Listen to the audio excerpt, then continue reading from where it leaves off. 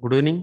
सो अभी तक हमने जो क्लॉज नंबर 4 के सम ऑफ द डॉक्यूमेंट्स और कुछ डॉक्यूमेंट्स हमने इन प्रीवियस सेशंस में देखे थे। तो इस तरीके से कभी भी हम ऑडिट करने जाएं तो वहां पे हम जो भी क्लॉज नंबर 4 है, तो जैसे कि ऑर्गेनाइजेशन प्रोसेसेस, हम प्रोसेस डायग्राम मांग सकते हैं, या ऑडिट से पहले हम उनको क्रिएट करने के लिए खुद ये डॉक्यूमेंट प्रिपेयर्ड कर सकते हैं ऑडिट के पर्पज से। सीक्वेंस ऑफ द इंस्ट्रक्शन, कौन सा प्रोसेस डायग्राम है, पिन केपीआईज हमारे कौन कौन से हैं, रोल्स एंड रिस्पांसिबिलिटी हमने कहीं बना रखी है, ऑर्गेनाइजेशन चार्ट होगा, और साथ ही साथ हमारे risk and opportunities, process document का number.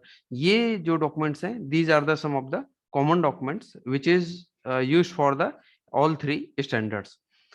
Be in the same line, I am sharing another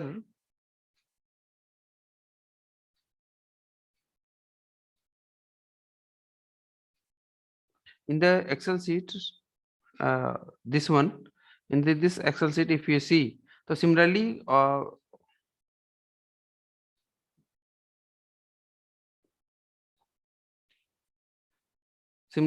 this is the documents.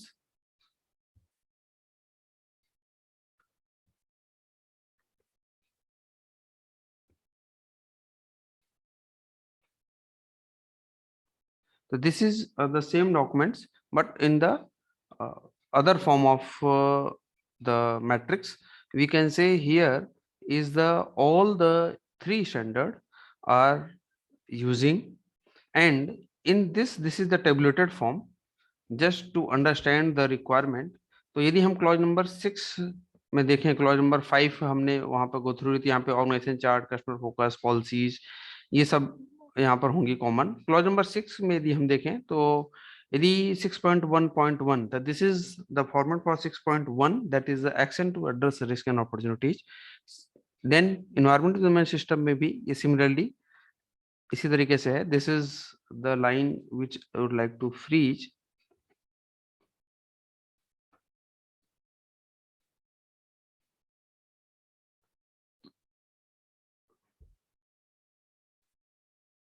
So 6.1.1 is the 6.1 is the address to risk and opportunities. 6.1 for the environment management system, that is the action to address risk and opportunities, and 45,001 that is also the action to address risk and opportunities. तो अब इस close को यदि हम कभी भी audit कर रहे हैं या ऑडिट हो रही है, तो at that time check the risk assessment, risk opportunity in the manual कहाँ पर मेंशन किया हुआ है, एंड रिस्क और अपॉर्चुनिटीज के लिए हम quality oriented, environment oriented and health and safety oriented हम उसको वहां पर डॉक्यूमेंट देख सकते हैं। 6.1.2 क्वालिटी मैनेजमेंट सिस्टम के अंदर नहीं है। 6.1.2 that is defined in environment management system, and 6.1.2 that is also defined in hazard identification and risk assessment for the ISO 45001. So this is, तो यहाँ पे 6.1.2 जो कि एड्रेस नहीं है। तो यहाँ पर जब भी हम इसकी ऑडिट करेंगे, यहाँ पर डॉक्यूमेंट जो हमको क्रिएट करना है, that is the plan to address risk and opportunities. तो रिस्क एंड अपॉर्चुनिटीज का जो डॉक्यूमेंट है, वो डॉक्यूमेंट हमको यहाँ पर क्रिएट करना है। यहाँ पे एनवायरमेंट एस्पेक्ट हमको क्रिएट करना है, और यहाँ पे hazard identification and risk assessment का डॉक्यूमेंट क्रिएट करना है। सिमिलरली यदि हम और देखें तो 6.1.3 that is the compliance obligation, and 6.1.3 that is determining the legal requirements, जो कि यहाँ पर 6.1.3 नहीं है क्वालिटी मैनेजमेंट सिस्टम के अंदर। तो जो भी हमने यहाँ पे क्लॉज को ग्रीन कलर से कर रखा है, इट मींस कि ये आगे का जो भी रिक्वायरमेंट है, all these mention in the clause की रिक्वायरमेंट है, that is this is the clause. And जो भी हमने येलो कलर से यहाँ मेंशन कर रखा है, तो इसके अकॉर्डिंगली हमको यहाँ पर जो भी डॉक्यूमेंट्स हैं उसको हमको प्रिपेयर करने हैं, या फिर हमें डिमांड करनी है, या फिर उसका हम प्रिपेयर करके हमको ऑडिट के लिए रखना है। डॉक्यूमेंट रेफरेंस में यदि हम यहाँ देखें तो कंप्लायंस रजिस्टर है और लीगल रजिस्टर यहाँ पर है, दैट इज द 45,001 के अंदर। Similarly, 6.1.4 is the planning action, that is talking about this document number, and planning action that is related to action to address the aspect impact and HIRA. तो इसके लिए हमको aspect impact और HIRA का जो document है, we need to demand and we need to maintain this document. Similarly, यदि हम आगे देखें तो ऑब्जेक्टिव के लिए है, तो 6.2 is the quality objective and planning to achieve them. And here 6.2 is the environment objective and planning to achieve them. और यहाँ पे occupational health and safety objective and planning to achieve them. 6.2.1 is the similarly the environmental objective, occupational health and safety objective. तो यहाँ पर जो objective हमें demand करना है या फिर हमको अपने कंपनी में देखना है कि ऑब्जेक्टिव कहाँ पर क्लियरली डिफाइंड है। ऑब्जेक्टिव इंटरलिंक होने चाहिए पॉलिसी से, तो वो हमको देखना है कहाँ पर डिफाइंड है और वो है या नहीं है। और साथ ही साथ हमको objective are relevant to the customer satisfaction, जो भी हमको ऑब्जेक्टिव निकल के आएंगे वह प्रोडक्ट की कॉन्फॉर्मिटी के ऊपर, कस्टमर सेटिस्फेक्शन के ऊपर, कंप्लायंस के ऊपर, आस्पेक्ट इम्पैक्ट और पॉलिसी से निकले हुए होने चाहिए। जैसे यदि हमने जीरो एक्सीडेंट लिखा हुआ है पॉलिसी के अंदर, तो जीरो एक्सीडेंट तो हमारा जो ऑब्जेक्टिव होगा तो near miss reporting, unsafe act, unsafe condition, zero accident, इस तरह का डॉक्यूमेंट हम ले सकते हैं। Similarly planning of change is the 6.2.2. 6.2.2 that is the planning of OHS objective. तो who will communicate, how will communicate, how we will going to monitor, इस तरह की बातें यहाँ पर 6.2.2 में होंगी, जो कि ये कॉमन स्टैंडर्ड है और एक कॉमन क्लॉज है जो कि ऑल थ्री में ये रिक्वायरमेंट फुलफिल हो रही है। तो इसकी क्वालिटी ओरिएंटेड होगा, यहाँ पर एनवायरमेंट ओरिएंटेड होगा, यहाँ पे हेल्थ एंड सेफ्टी ओरिएंटेड होगा। सिमिलरली यदि हम यहाँ पे देखें 6.1 6.3 that is the planning of change, तो प्लानिंग ऑफ चेंज ये जो है दोनों ही स्टैंडर्ड में नहीं है। 6.3 प्लानिंग ऑफ चेंज, यहाँ पर चेंज मैनेजमेंट की बात हो रही है। तो कोई भी 3M चेंज की एसओपी हमको देखनी है, कोई भी प्रोसेस चेंज की देखनी है, प्रोसेस चेंज की ऑथराइजेशन, रिस्पॉन्सिबिलिटी एंड अथॉरिटी, यदि कोई हमने प्रोसेस को चेंज किया है तो that will also defined here in 6.3. Similarly I need to share some of the procedures to understand one by one how we understand the requirement. सबसे पहले हम देखते हैं दिस इज प्रोसीजर। जब भी हम प्रोसीजर को बनाएं तो उसको कुछ इस तरीके से हम क्रिएट करेंगे, जैसे कि ये है procedure for quality management system planning and management review. तो इसमें पर्पस, सबसे पहले जब भी हम कोई एसओपी क्रिएट करें तो उसका एक पर्पस होना चाहिए। तो purpose is to establish the planning of the quality management system, periodic review and performance. अब पीरियोडिक रिव्यू इसलिए कहा गया है कि मैनेजमेंट रिव्यू मीटिंग को यदि हम क्लॉज नंबर 9 में देखते हैं तो वहां पे एक टाइम इंटरवल डिफाइंड है। तो that is about this one. Then scope हमको बताना है, स्कोप कहाँ पे है, तो यहाँ पे क्वालिटी मैनेजमेंट सिस्टम है, और यदि यह है environment management system, occupational health and safety management system होगा तो quality and HSC management system भी लिख सकते हैं।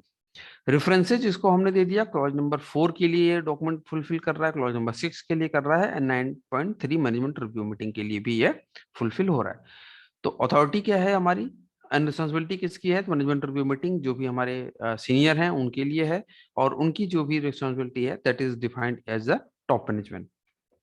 सिमिलरली जब हम एसओपी क्रिएट करेंगे या फिर जब हम वहां पर देखेंगे तो वहां पर आप देखेंगे क्लॉज नंबर 9 के अंदर as a planned interval management review meeting that is defined as the planned interval. तो हमको कभी भी ऑडिट करें या फिर देखें तो एट दैट टाइम हमको सबसे पहले ये देखना है कि हमारे यहाँ कंपनी में मैनेजमेंट रिव्यू मीटिंग की जो फ्रीक्वेंसी है वह कब डिफाइंड है। तो यहाँ पर जैसे मेंशन किया हुआ है कि 12 month and review internal in the 6 month, मतलब 6 मंथ के अंदर हमको उसको क्या करना है, रिव्यू करना है। तो 6 मंथली हमारी फ्रीक्वेंसी यहाँ पर डिफाइंड है। सिमिलरली इसी तरीके से अभी हम यहाँ पर देखेंगे तो planning to address the QMS management system, तो जो भी कॉन्टेक्स्ट ऑफ ऑर्गेनाइजेशन है, understanding needs and expectation, interested parties का प्रोसीजर जो हमने प्रीवियस सेशन में देखा था, लास्ट सेशन में, वहां पर जो डॉक्यूमेंट है दैट इज द वो डॉक्यूमेंट नंबर को हमने यहाँ पर रेफरेंस दे दिया। और यहाँ पर भी हमने ये मेंशन कर दिया था 6 month maximum interval of 6 month के अंदर हमको इस डॉक्यूमेंट को रिव्यू एंड रिवाइज अपडेट करना ही करना है। तो यदि हमने यहाँ पर मेंशन कर रखा है तो हर 6 मंथ के अंदर हमको रीप्रिंट लेना होगा, और यदि इसके अंदर कोई चेंज नहीं आ रहा है तो उसके अकॉर्डिंगली हम उसको री इशू कर सकते हैं। Then organisation planning to achieve them, तो सिमिलरली ऑर्गेनाइजेशन प्लान हमको बताने हैं, और यहाँ पे top management shall take care and ensure the address the risk and opportunities for the conformity of product and services. Then quality objective जो 6.2 में अभी हम देख रहे थे, तो क्वालिटी ऑब्जेक्टिव के लिए हम ऑर्डर मैनेजमेंट से है डिफाइंड द क्वालिटी ऑब्जेक्टिव। तो क्वालिटी ऑब्जेक्टिव जो हमने डिफाइन कर रखा है ऑल द लेवल्स के लिए, उसको पहले हमें यहाँ पर मेंशन करना है, और वो जो है consistent with the quality policy है, वह मेजरेबल है। इस तरह की चीजें यहाँ पर हमको अपने मैनुअल के अंदर, प्रोसीजर के अंदर कहीं ना कहीं बताना है कि उसको हम लोग कम्युनिकेट करते हैं, अपडेट करते हैं, टाइमली अप्रोप्रिएट उसको चेंज करते हैं। एंड क्वालिटी ऑब्जेक्टिव या फिर हेल्थ एंड सेफ्टी ऑब्जेक्टिव जो भी रहेगा, what will be done, what resource required, who, इस तरह से हम उसको मतलब लैंग्वेज फॉर्म में मेंशन कर सकते हैं कि जो भी हमारा quality objective maintained as the documented information. अब इसका मतलब ये हुआ कि जब हम ऑडिट करेंगे और ये लाइन हमको कहीं भी मिलती है, objective are maintain as the documented information, it means documented information हमको वहां पर कहीं ना कहीं देखना है और उस डॉक्यूमेंट को हमें प्रिजर्व करके रखना है और उसको at the time of audit हमें शो करना है। तो यदि हम इसको नहीं शो ऑफ करते हैं और हमने ऑब्जेक्टिव नहीं बनाए हुए हैं, इट मीन्स कि हम उसके ऊपर नॉन कंप्लायंस हो सकती है। सिमिलरली प्लानिंग ऑफ चेंज, जो अभी अब 3M चेंज की बात कर रहे थे, तो वहां पे जो भी प्लानिंग ऑफ चेंज है that is carried out in the plan manner में हम करते हैं, और उसी लैंग्वेज को हम यहाँ पर मेंशन करेंगे, that is the purpose of change and potential consequences को ध्यान में रखते हुए। इसका मतलब प्लानिंग ऑफ चेंज के लिए हमने यहाँ पर बता दिया है कि जब भी हम प्लानिंग ऑफ चेंज करते हैं तो वो पोटेंशियल कॉन्सिक्वेंसेस को ध्यान में रखते हुए हम इस तरीके से रिस्पॉन्सिबिलिटी अथॉरिटीज हमने डिफाइन कर रखी है। इसका मतलब इसके रेफरेंस में हमको कोई ना कोई पेपर फॉर्मेट्स या फील्ड फॉर्मेट या फिर कोई 3M चेंज हुआ होगा उसको हमें शो ऑफ करना है। मैनेजमेंट रिव्यू मीटिंग में देखेंगे तो हमने यहाँ पर मैक्सिमम 6 मंथ का इंटरवल यहाँ पर डिफाइंड कर दिया है। तो 6 मंथ का मतलब साल में 2 बार हम मैनेजमेंट रिव्यू मीटिंग कंडक्ट करने की फ्रीक्वेंसी हमने यहाँ पर बता रखी है। तो 3 भी कर सकते हैं, बट टॉप मैनेजमेंट का डायरेक्ट इन्वॉल्वमेंट है तो 6 मंथली इसको कर सकते हैं। और साथ ही मैनेजमेंट रिव्यू मीटिंग के अंदर जो भी उसके मैनेजमेंट एजेंडा क्लॉज नंबर 9 में, जैसा हमने प्रीवियस सेशंस में डिफाइन कर रखे हैं, वहां पे जो भी टॉपिक्स होंगे that is the management review meeting का जो एजेंडा होगा वो वहां पर डिफाइंड है। Accordingly that is the status of the previous management review meeting. External and internal issues के ऊपर हमें डिस्कस करना है, कस्टमर सेटिस्फैक्शन, फीडबैक, साथ ही साथ उनके non conformance, monitoring and measurement, audit results and performance of the external providers, जो भी होगा ये भी हमको वहां पे इन टॉपिक्स के ऊपर डिस्कस करना है। इसका मतलब ये हुआ कि डेली मॉर्निंग मीटिंग जो होती है that is not the management review meeting. Management review meeting के अंदर एक फिक्स्ड फॉर्मेट होता है और फिक्स्ड एजेंडा पॉइंट होते हैं। सिमिलरली यदि हम इसको देखेंगे क्लॉज नंबर 9 में, तो ये इन्वायरमेंट मैनेजमेंट सिस्टम में या occupational health and safety management system में वहां पे सभी पॉइंट्स लगभग सेम होते हैं, like the occupational health and safety performance, near miss reporting, इस तरह के पॉइंट्स। एंड इन्वायरमेंट परफॉर्मेंस की बात क्लॉज नंबर 9 के अंदर तीनों ही स्टैंडर्ड में कॉमन हो जाती है, that we will see in separately in the next session also. But right now we are just seeing this कि एक एसओपी को हम कैसे क्रिएट करते हैं और जो भी आउटपुट आएगा उस आउटपुट को हमें इस फॉर्म में मेंशन करना है। Now I am sharing the other document, that is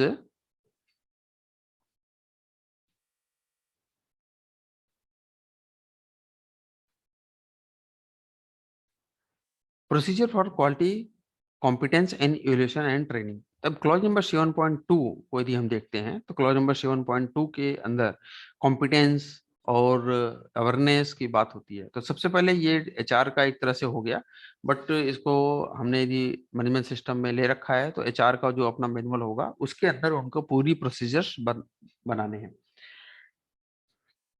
to ensure that the only competent and the trained human person are deployed, इस तरीके से।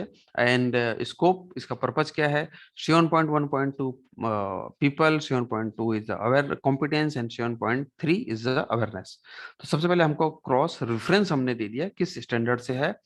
देन इसके बाद जो भी हेड ऑफ डिपार्टमेंट है वो प्रोसीजर्स को कंप्लाइड करने के लिए पर्सनल डिपार्टमेंट के थ्रू या एचआर डिपार्टमेंट के थ्रू उनकी ट्रेनिंग नीड आइडेंटिफिकेशन या फिर उनको ही सी ऑथराइज की कौन सी ट्रेनिंग किसको मिलनी है, तो इस तरह की लैंग्वेज को हमें यहाँ पर बना करके मेंशन करना है। And then for the people जो भी हमारे हैं तो उनकी स्किल मैट्रिक्स हमको क्रिएट करनी है, उनकी अवेयरनेस के लिए ट्रेनिंग हमको क्रिएट करना है, और जो भी उनके मेथड्स आएंगे हमारे क्वालिटी पॉलिसी, क्वालिटी ऑब्जेक्टिव, तो क्वालिटी पॉलिसी, क्वालिटी ऑब्जेक्टिव के लिए ट्रेनिंग भी हो सकती है, उनको बताया भी जा सकता है कि कैसे क्वालिटी पॉलिसी को रीड आउट करना है। और जब भी कोई ट्रेनिंग हो उस समय क्वालिटी पॉलिसी या मीटिंग में तो क्वालिटी पॉलिसी को रीड आउट कर सकते हैं। तो that is fulfil the requirement of awareness. तो जब भी कभी ये पूछा जाए कि हम क्वालिटी पॉलिसी की अवेयरनेस कैसे बढ़ाते हैं, तो उस समय हम ये बता सकते हैं कि क्वालिटी पॉलिसी को हम डेली मॉर्निंग मीटिंग में रीड आउट करते हैं, या फिर शिफ्ट में हमने उसको डिस्प्ले कर रखा है, या फिर टाइम टू टाइम जो हमारी कोई मीटिंग होती है तो उस समय मीटिंग के अंदर भी हम लोग क्वालिटी पॉलिसी को डिस्कस मतलब अवेयरनेस के लिए वर्कर्स से पढ़ाते हैं और उसको रीड आउट करते हैं। कॉम्पिटेंस ऑफ द पर्सन की यदि हम बात करें तो यहाँ पे जो भी कॉम्पिटेंस ऑफ द पर्सन के लिए है, लिस्ट ऑफ जो पर्सन होते हैं उनको कहीं ना कहीं एक फॉर्मेट के अंदर हमें लिस्ट डाउन करना है और उसके अकॉर्डिंगली हम उसको करेंगे। और जो भी हमारे कॉन्ट्रैक्टर या उस तरह से होते हैं, minimum help to help for the sub contractor में skilled and semi skilled person को हमें आइडेंटिफाइड करनी है और उनकी जॉब डिस्क्रिप्शन मैट्रिक्स हमको क्रिएट करनी है। तो यहाँ पर एक फॉर्मेट दिखा दिया गया जिसके बेस पे हम मैट्रिक्स क्रिएट करेंगे। तो जब इस क्लॉज की हम ऑडिट करेंगे तो हम डिपार्टमेंट में उस समय हम स्किल मैट्रिक्स की डिमांड करेंगे, ट्रेनिंग रिकॉर्ड की डिमांड करेंगे, कौन कौन सी ट्रेनिंग हो रही है उसकी डिमांड करेंगे। तो इस तरीके से हम सारा यहाँ पर मेंशन कर सकते हैं। इंडक्शन ट्रेनिंग जब कोई नया ज्वाइन होता है तो कैसे करते हैं। आइडेंटिफिकेशन ऑन रेगुलर बेसिस, किसी को भी यदि ट्रेनिंग देनी है इम्प्लीमेंटेशन ट्रेनिंग, तो उस समय डेमो कैसे हम करेंगे, और साथ ही साथ हम training need identification evaluation record में रेगुलर बेसिस पे उनको इफेक्टिवनेस हम कैसे मॉनिटर करते हैं, उसका कोई फॉर्मेट हमको डिफाइन करना होगा और उस फॉर्मेट के अकॉर्डिंगली हम ट्रेनिंग नीड्स और उसके रिक्वायरमेंट को फुलफिल यहाँ पर करेंगे। इम्पार्टिंग द ट्रेनिंग का पर्पज ये होगा कि जो भी हमारी ट्रेनिंग हो रही है उसका जो शेड्यूल है उस शेड्यूल के अकॉर्डिंगली हम एक फॉर्मेट डिफाइन करेंगे। जब भी ट्रेनिंग कंडक्ट होगी उस समय उसको हम वहां पर लोगों के नाम, signature, card number, all this requirement should be fulfil and based on this training attendance record we need to maintain the effectiveness of the training also, that is defined in clause number 7.3 and assessing the effectiveness of the training. तो जब assess कैसे करेंगे तो immediate feedback of the participants हम इसको ले सकते हैं, और या फिर आफ्टर द 3 मंथ्स या 1 मंथ जो भी हम फ्रिक्वेंसी हमने डिफाइन कर रखा है वो ट्रेनिंग के बाद हम उसको सेंड आउट कर सकते हैं उनको उनके एचओडी के पास, that is the training history sheet. तो उसको भी एक फॉर्मेट हमको क्रिएट करना है और उसके अकॉर्डिंगली हमको वहां पर बताना है कि इसके थ्रू हम मॉनिटर करते हैं।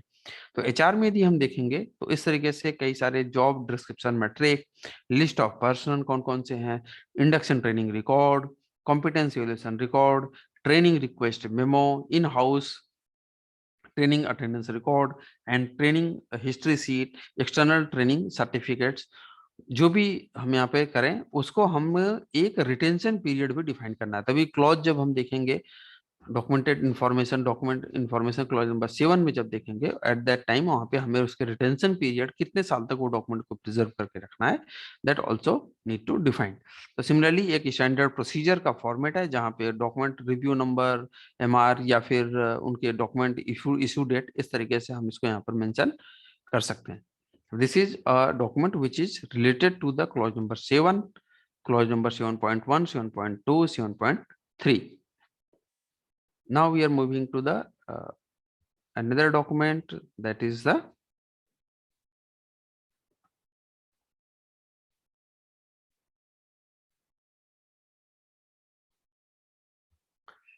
internal and external communication। तो इंटरनल एंड एक्सटर्नल कम्युनिकेशन की यदि हम बात करें तो कोई भी जो डॉक्यूमेंट रहता है उस डॉक्यूमेंट को हम देखें यहाँ पर, तो to determine the effective arrangement of the internal and external communication relevant to the quality management system, all internal and external communication relevant to the quality management system that is defined here। अब यहाँ पर यदि हम देखें तो clause number 7.4 that is the communication, clause number 8.2.1 is the customer communication। तो customer communication and 7.4 is the communication में यदि दोनों क्लॉज के लिए ये डॉक्यूमेंट है, किसी भी डॉक्यूमेंट को क्रिएट करने से पहले, प्रोसीजर को क्रिएट करने पर हम उसे क्यों क्रिएट कर रहे हैं और उसका रेफरेंस देना से काफी बेटर हो जाता है कि उस क्लॉज की फुलफिलमेंट हो जाती है। तो अथॉरिटी एंड रिस्पॉन्सिबिलिटी में देखें यदि हमें आते effective implementation of the procedures and this, then after the methods communication, what will we communicate, when to communicate, within who to communicate, how to communicate, all this requirement is here to understand the things। देन इस तरह से हम matrix create कर सकते हैं जहां पर हम क्वालिटी पॉलिसी को हम रेफरेंस दे सकते हैं। तो टू मेकिंग द मॉडिफाई, कौन है, कौन करेगा, बाय हुम, कैसे होगा, कैसे करेंगे, who communicates, and then procedure number. तो जो भी हम कम्युनिकेशन करेंगे क्वालिटी ऑब्जेक्टिव का हो गया इंटरनल कम्युनिकेशन में, then responsibility and roles responsibility हो गई। सिमिलरली हमारी ऑब्टेनिंग द कस्टमर फीडबैक्स या कंप्लेंट्स आती है तो मार्केटिंग के जो होंगे वो कम्युनिकेट करेंगे। तो देखिए फीडबैक के सभी लोगों के पास कस्टमर कंप्लेंट नहीं आती है, तो that is the related to the who communicates. तो इस तरह से हम समझ सकते हैं कि कस्टमर कंप्लेंट जो भी आएगी, जो सेल्स सीआरएम का जो पार्ट है वहां पे जो है कस्टमर फीडबैक और कस्टमर कंप्लेन उनके थ्रू आती है। तो they will communicate to the customer and in the plant also. तो that is the format is defined for this. तो इस तरीके से इंटरनल कम्युनिकेशन के लिए हम डिफाइंड कर सकते हैं। सिमिलरली यदि हम देखें यहाँ पे loss of damage, information about the customer, तो वही हेड मार्केटिंग जो रहता है उनके थ्रू जो भी इंफॉर्मेशन सर्कुलेट होगी। सिमिलरली यदि हम देखें reporting on the management system of the opportunity, तो जो भी हमारा मैनेजमेंट रिव्यू मीटिंग के अंदर रिपोर्टिंग सिस्टम के अंदर ये हम वी कैन क्रिएट कि वर्बली या राइटिंग में हम उसको कम्युनिकेट कर सकते हैं। इंटरनल कम्युनिकेशन, नेशनल कम्युनिकेशन, यहाँ पर कुछ गवर्नमेंट से गाइडलाइन आई तो उसके बाद जैसे पेंडेमिक की कोई गाइडलाइन आई जो 10 पन्ने की है, तो 10 पन्ने की तो पूरी फोटोकॉपी करके हम उसको जो है पूरे प्लांट में सभी को तो कम्युनिकेट कर नहीं देंगे। उसके लिए कोई ना कोई फॉर्मेट हम क्रिएट करेंगे, उस फॉर्मेट के बेस पे वहां पर डॉक्यूमेंट को क्रिएट करेंगे। और वो मतलब जो कोविड या पेंडेमिक की गाइडलाइन जो प्लांट को जानने लायक है उसमें से 10 या 20 लाइंस को निकालने के बाद उसकी एक समरी नोट बना करके किसी फॉर्मेट में उसको हम कम्युनिकेट कर सकते हैं। तो इस तरह से internal communication and external communication को हम यहाँ पर गो थ्रू हो सकते हैं। Now we are sharing the another document that is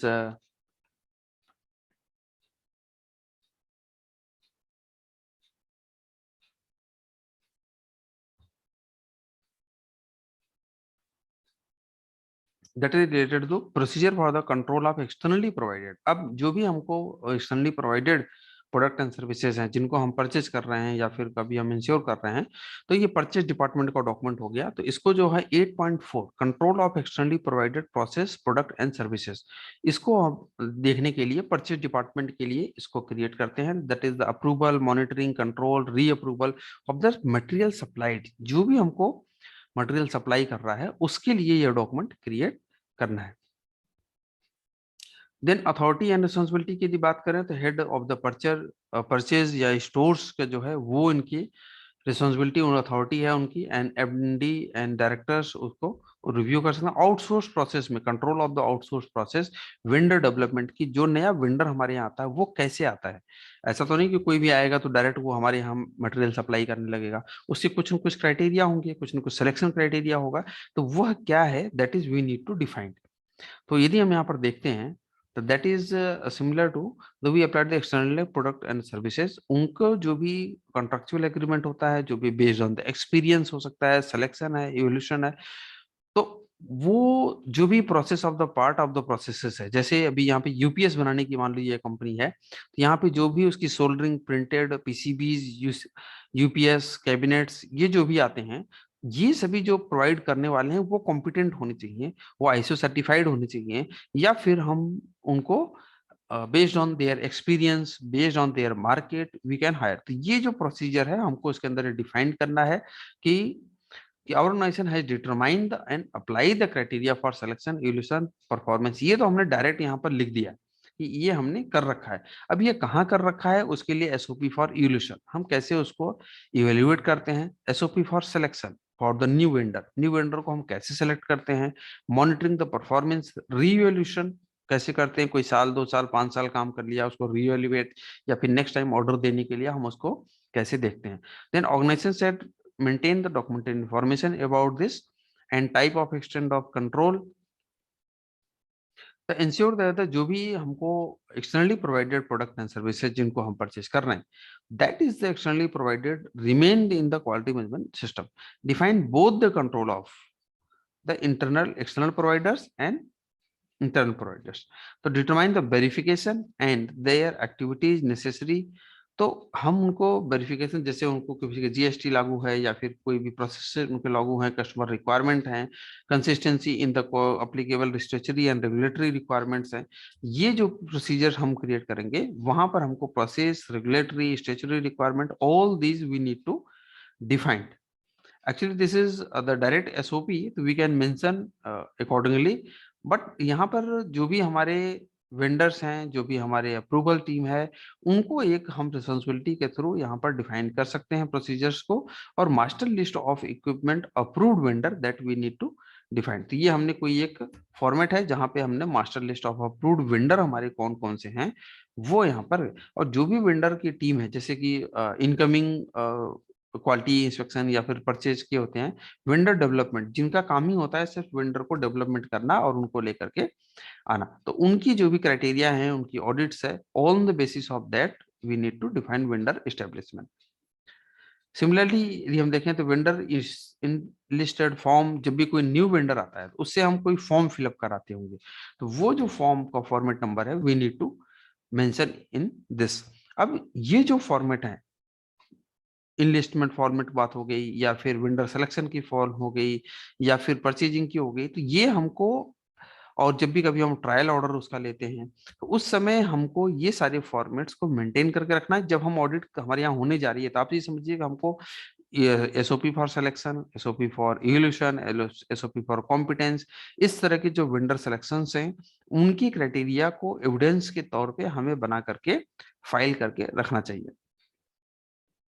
then उसके बाद जो उनका ट्रायल्स होगा तो हम उसको डिफाइन कर सकते हैं कि उनका जो भी ट्रायल होगा उसको 5 टाइम्स के लिए, या 3 months of the first trial या लास्ट ट्रायल, कुछ भी जो भी कंडीशन हमारे यहाँ लागू होती है उसके अकॉर्डिंगली हम उसको मेंशन करके वेंडर डेवलपमेंट टीम के थ्रू उसको मेंशन कर सकते हैं. But for this we need the formats and SOPs separately. यहाँ पर तो ये एपेक्स मैनुअल है, तो एपेक्स मैनुअल के अंदर हम इसको केवल डिफाइंड कर रहे हैं कि कहाँ पर हमको कौन सी क्लॉज को फुलफिल करने के लिए हमने ये काम कर रखे हैं. अभी इसकी एसओपी और ये जो फॉर्म वगैरह हैं ये अलग होंगे. तो री अप्रूवल के लिए यदि हम देखें तो आफ्टर एवरी 5 ईयर एक फ्रीक्वेंसी हमने डिफाइन की, जबकि यहाँ पे आप देखेंगे वहां पर स्टैंडर्ड के अंदर कहीं भी ये नहीं लिखा हुआ है कि हमको 5 साल के अंदर ही हम उसको हमें करना है. तो री अप्रूवल हम कितने दिन में करते हैं ये ऑडिट का क्वेश्चन हो सकता है, या फिर उसको हम कैसे रीएवल्यूएट करते हैं, उसकी क्या फ्रीक्वेंसी है. तो all this we need to show it in the documents.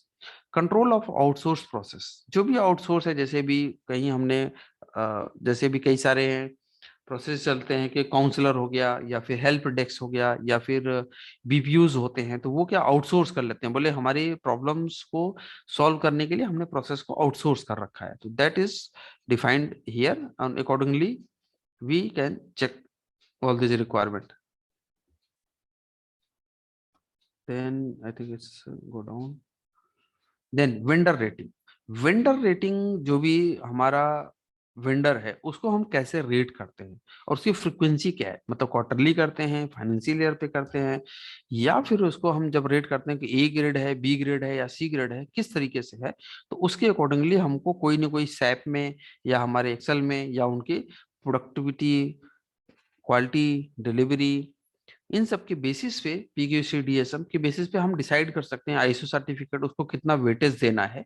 उसके अकॉर्डिंगली हम उसको मॉनिटर करते हैं और उसको हम कम्युनिकेट भी करते हैं. तो again the communication clause comes here for the purchasing also, कैसे हमें कोई भी डॉक्यूमेंट को परचेज करके उसको क्रिएट करके हमें उन्हें कम्युनिकेट करना है. पता चला हमने रेटिंग तो दे दी और हमने उन्हें कम्युनिकेट ही नहीं करा, A B C B rating आ रही है और वेंडर को हमने कम्युनिकेट नहीं किया, तो ऑडिट के समय हमसे पूछा जा सकता है कि how you communicate to the vendor. Vendor को आप कैसे कम्युनिकेट करते हैं, और लास्ट कम्युनिकेशन आपने कब किया था, आपका करेक्शन क्राइटेरिया क्या है, ए बी सी ग्रेड में यदि आ रहा है तो आप कौन सी ग्रेड के ऊपर आपसे उसे करेक्टिव एक्शन मांगते हैं, और पता चला आपने सी ग्रेड दे रखा और अगली बार फिर उसी को ऑर्डर दे रहे हैं, तो कहीं ना कहीं ये मेथोलॉजी के अंदर गैप है. तो this could be we need to check it out कि कैसे उसको एड्रेस किया जा सकता है. यहाँ पे हमने रेटिंग मेथोलॉजी बता दी कि 10, 15, 25 मार्क्स आने पर क्या करना है, आईएसओ होने पे उसको कितना मार्क्स मिलेगा, क्वालिटी के ऊपर कितना मिलेगा, रिजेक्शन होने पे उसको कितना मिलेगा. तो कोई ना कोई क्राइटेरिया इस तरीके से आपके यहाँ डिफाइंड होगा. That we new you need to check out कि वह क्या क्राइटेरिया है और उस किस क्राइटेरिया के बेस पे हम उसको ऑर्डर देते हैं। तो आप परचेज डिपार्टमेंट से लेकर के ये क्राइटेरिया देख सकते हैं, दैट इज द 100% बेसिस के ऊपर हम उससे कैसे कैलकुलेट करते हैं इंडेक्स बेसिस पे। और जो भी उसके परचेज हेड है तो वहां पे क्राइटेरिया डिफाइंड है कि इतने से इतने में होगा, 0 से 39 तो वेरी पुअर है, यदि 40 to 15 है तो पुअर है, तो 80 से है तो गुड है। तो हमको हमारी रिक्वायरमेंट कंडीशन क्या है, हम कितने पर उसको सिलेक्शन लेंगे, तो क्या 60 से 79 वाले को हम लेंगे या नहीं लेंगे। तो हमने बोला कि नहीं, एवरेज है, आस्क वेंडर टू इम्प्रूव, आप इम्प्रूव करने के लिए उनको बोल सकते हैं और उनको ABCD क्राइटेरिया आप डिफाइन कर सकते हैं। आई एम नॉट सेइंग कि इसी तरीके से इसको डिफाइन करना है, we can define in the further way, और जो भी हमारे यहाँ मैनेजमेंट सिस्टम होगा उसके according, but selection, evolution, rating और इफेक्टिवनेस मेजर करने का जो मेथड है वो हमको डिफाइंड करना है। देन इसके बाद यदि कोई वेंडर हमारा इस तरीके से है जिसको हमने ब्लैक लिस्ट कर रखा है, तो उनकी क्या लिस्ट है और उनके कौन कौन से फॉर्म है। तो इस SOP के अंदर कुछ हमारे फॉर्म, जैसे वेंडर लिस्टिंग कर क्या करने का फॉर्मेट है, master list of approved vendors, इसकी जरूरत पड़ेगी। वेंडर रेटिंग कैसे होगा, copy of the letter of the vendor rating, यदि कोई एक्सटर्नल हमने उसको इंप्रूवमेंट करने के लिए बोला है तो उसका करेक्टिव एक्शन होगा, और इसका हमने retention period of the document define कर दिया। तो this is the apex manual जहां पर ये सारी रिक्वायरमेंट्स आएंगी, बट इसके लिए हमें सेपरेट परचेज डिपार्टमेंट के अंदर ये प्रोसीजर है कैसे, उसके बाद फॉर्मेट कैसे होते हैं, फिर उनको लिस्ट डाउन करना है, उनको हमें सारी रिक्वायरमेंट्स को फुलफिल करने के लिए ये डॉक्यूमेंट अलग से करने हैं। अब मान लीजिए जैसे हमने बोला लिस्ट ऑफ अप्रूव्ड वेंडर, तो इसका एक पेज हो सकता है। वेंडर रेटिंग, अब हमारे यहाँ जो है कि यदि 400 वेंडर हैं तो उनमें से ABC क्राइटेरिया के अंदर हमको डिफाइन करने होंगे कौन कौन से वेंडर हमारे A में आते हैं, कौन से B में आते हैं, कौन से C में आते हैं। इट कुड भी देखने में सिंपल लग रहा हो, बट वेंडर रेटिंग जब हम करने जाएंगे तो हमें सारे लोगों का करना है, या क्रिटिकल वेंडर हम आइडेंटिफाइड कर सकते हैं उनका भी करेंगे, तो एटलीस्ट हमारे 50 to 100 copies we need to create. और यदि हम क्वार्टरली कर रहे हैं तो ऑब्वियसली उसको जो है कि हर क्वार्टर में हमें करना है, तो this is the document which we need to prepare. तो like this is a common document. I think now I am just sharing another document.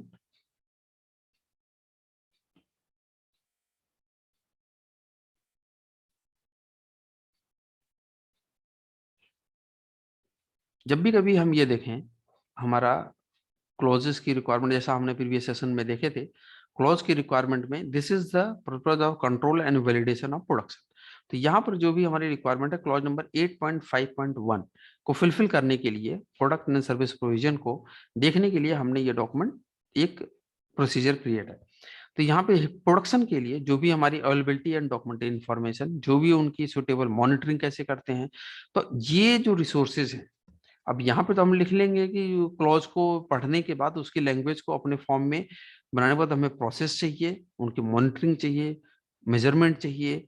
Then इसके बाद उसकी पोस्ट डिलीवरी एक्टिविटीज वहां पर जो आ रही थी, implementation of release and delivery and post delivery activities, जो भी हम delivery and post delivery activities करते हैं, validation and periodic revalidation, ability to plan results, ये जो है ये भी हम वहां पे देखते हैं। सब्सिक्वेंट मॉनिटरिंग एंड प्रोसेसेस जो भी हमारे हैं उसको हम मेजर करने के लिए, इंफ्रास्ट्रक्चर एंड एनवायरनमेंट प्रोसेस के लिए यहाँ पर जो जो रिक्वायरमेंट्स है that we mention here. And post delivery activities की यदि हम बात करें तो this is a very important thing. Post delivery activities ये EMS अनुसार में भी एक विषय होता है कि जब हम कोई मटेरियल अपने यहाँ से सेंड करते हैं तो पोस्ट डिलीवरी करने के बाद उसको कैसे सेंड करना है, कौन कौन से हमारे ऐसे मटेरियल हैं जिनको प्रिकॉशंस लेने हैं, या फिर हमारे यहाँ जब रॉ मटेरियल आता होगा, तो मान लीजिए हमारे कोरुगेटेड सीड आ रहा है, अब बारिश का टाइम है, तो उस समय पोस्ट डिलीवरी एक्टिविटीज में उसे कवर करके भेजना है।